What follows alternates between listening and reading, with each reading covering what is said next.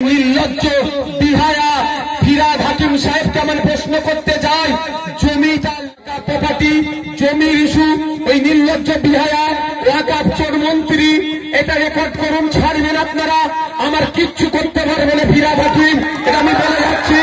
ও ফিরাদ হাকিমকে চোরের কথা, ওই নেত্রী মমতা ব্যানার্জি মিথ্যা মামলা দিয়ে আমাকে জেলে রাখতে পারে, এর থেকে বেশি কিছু আমার গায়ের একটা পশম হিলাতে পারবে না।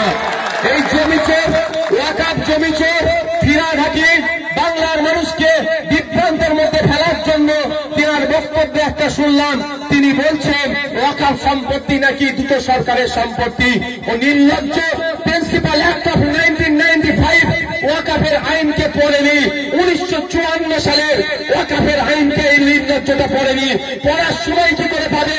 তোলাবাজি করতে ব্যস্ত, সান্না গেঞ্জি পরে তোলা তুলতে ব্যস্ত, নারদার টাকা নিতে ব্যস্ত, ওই নারদার টাকা নেবে না, আইনকে পড়বে এই নির্লজ্জ বিহায়া। আমি এ ভাষায় কিন্তু কথা বলিনি, এবার আমাকে বলতে হবে। ওদেরকে যথেষ্ট সম্মান দিতাম, কিন্তু সম্মান দেওয়ার পাত্র যারা নয় তাদেরকে সম্মান দিতে হবে না। যেই তো যে ভাষায় বুঝবে তাকে সেই ভাষায়। দাঁড়িয়ে মমতা ব্যানার্জিকে ফিরাদ হাকিমকে বলতে চাই, ফিরাদ হাকিম সাহেব গত কদিন আগেই ওয়াকাফ বিষয়ে একটা বক্তব্য দিলেন, ওয়াকাফ সম্পত্তিটা নাকি দুটো সরকারের সম্পত্তি।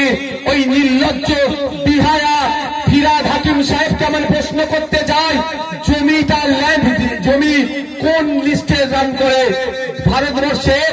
আপনাদের জানিয়ে রেখে যাই, যুক্তরাষ্ট্রীয় পরিকাঠামোতে কিছু কিছু বিষয় যৌথ লিস্ট থাকে, আর কিছু বিষয় ডাইরেক্ট সেন্ট্রালের হাতে থাকে, আর কিছু বিষয় ডাইরেক্ট স্টেটের হাতে থাকে।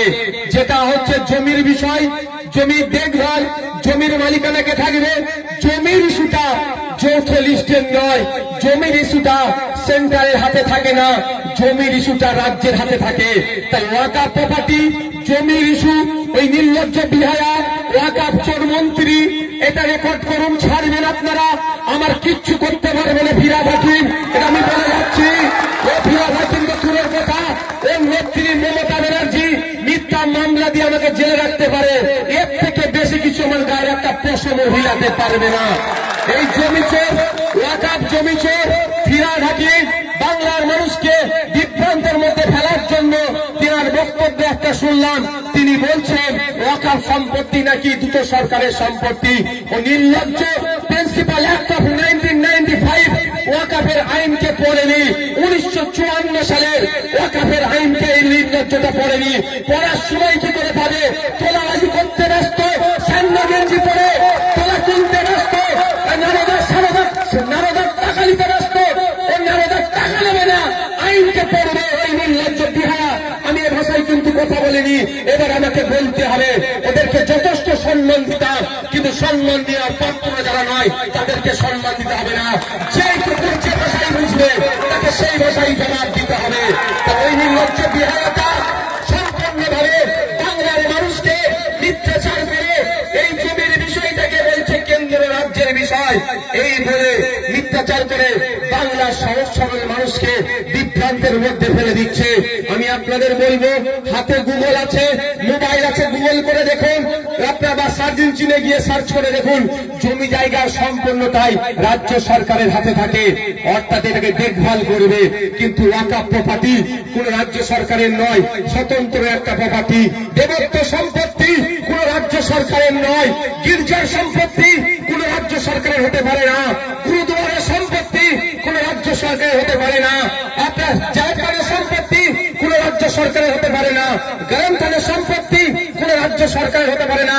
এই সম্পত্তি ব্যক্তি মালিকানার সম্পত্তি, রাজ্য সরকারের সেই সম্পত্তিটাই হবে যেটা 1 নম্বরে খতিয়ানে আছে, আর সরাসরি যেটা রাজ্য সরকারের হয়ে আসছে, এটা ছাড়া রাজ্য বা কেন্দ্র সরকারের হতে পারে না। কিন্তু এই বিহায়াটি, আমি এই জন্য বিহায়া বারবার বলছি, ও দোকান কাটা নির্লজ্জ।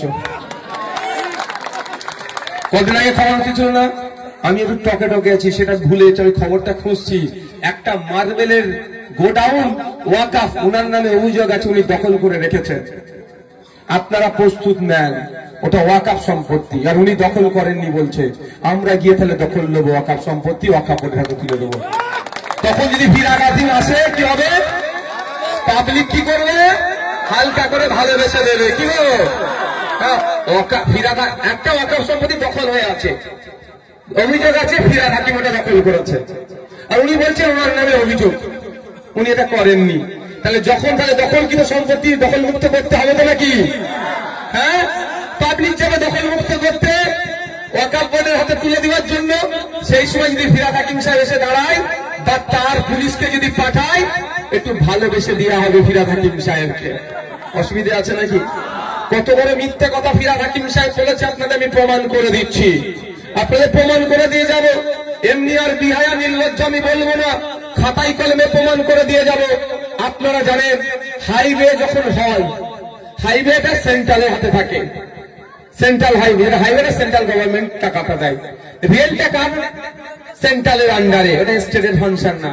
তো রেলের যদি নতুন রেলপথ করতে চাই, রেল কি কেন্দ্র সরকার সরাসরি পারে? কি বলে? প্রথমে রাজ্য সরকারকে বলে আমি এখান থেকে রেলপথ করব, আমাকে জমিটা দাও, আমি রেলপথ করব। ইটস মিন যে স্টেট রেজিস্ট্রে রান করছে জমিটা কেন্দ্র সরকার হলেও আপনার কাছ থেকে নিতে পারবে না, এটা রাজ্যের এখতিয়ার।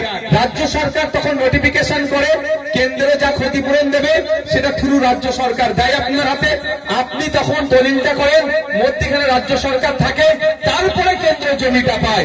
ওই জন্য জমি চোটের জন্য পশ্চিমবাংলায় কয়েক হাজার মাইল এখনো রেলপথ আটকে আছে, শুধুমাত্র রাজ্য নোংরামি করার জন্য।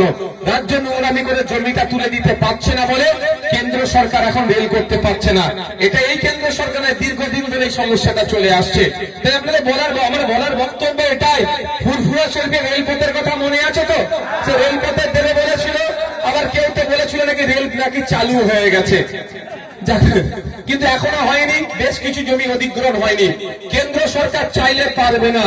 আপনাদের জানিয়ে যায়, যেখানকার মানুষ আমাকে ভোট দিয়ে মেলে করেছে, সেই ভাঙড়ে ঘটকপুকুরের ওপর দিয়ে একটা রেলপথের অনেক আগেকার প্ল্যান আছে, এখনো পারছে না কেন?